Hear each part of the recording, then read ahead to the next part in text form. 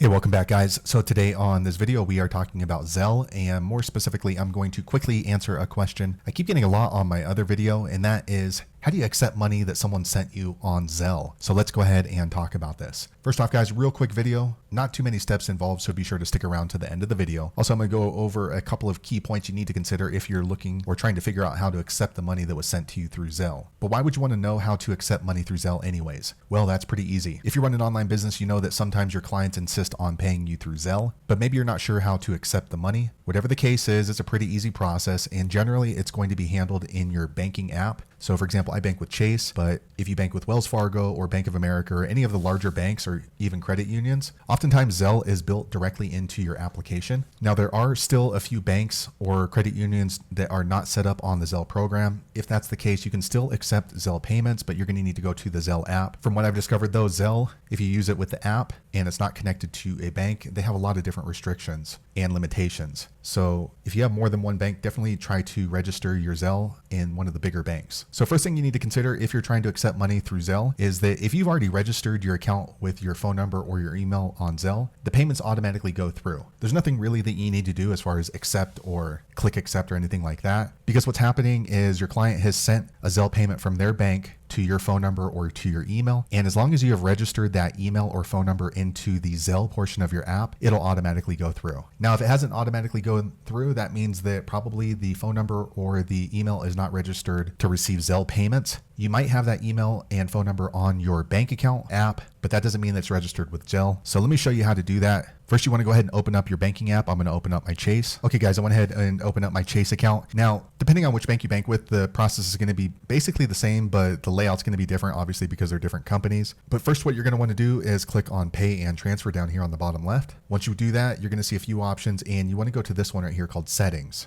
Okay, once you do that, it's going to show you Zelle settings. Go ahead and click on that line. Okay, guys, so this is really important. As you can see on my Zelle account with Chase, I have 2 emails set up and then also a cell phone number. So whoever sent you a Zelle payment, you need to ask them which email or which phone number did they send it to. So if you have more than one phone number, they might have sent it to a different number than the one that you have registered in Zelle. So you can do one of two things. You can ask them to send it to the phone number that you have already registered on Zelle, or what you can do is you can go ahead and add that email or phone number into Zelle as a recipient. So I'm not sure with other banks, but with Chase, I can have up to 4 emails to receive Zelle payments and 1 mobile phone number. So I actually have 2 different cell phones personally. So if somebody sent it to this other cell phone number, I would probably just ask them to resend it to the new phone number that I have listed here in my Chase account, since I can't add another phone number into my Zelle on Chase. I can only have 1 phone number. If you need help registering a phone number or an email into your Zelle, go back and watch my other video that describes that in detail. Now, what if you're a business owner and you want to accept Zelle payments there at the register? Well, that's something that you can do as well. So here in the Zelle settings, you can see right here, I can have payment sent to me through here, but you can also post a QR code. If you click right here on Zelle QR codes.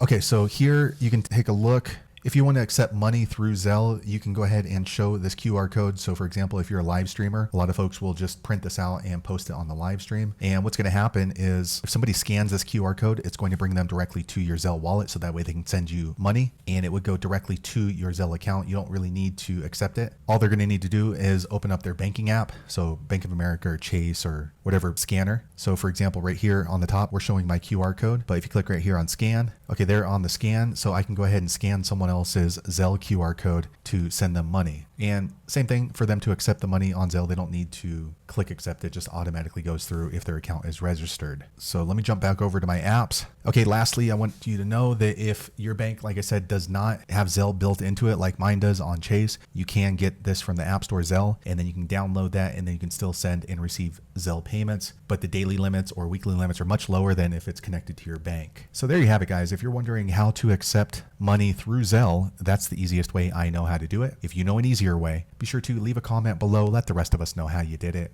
Hopefully you found that video useful. If so, click thumbs up or maybe consider subscribing to my channel, and I hope to see you on the next video. Thanks again for watching.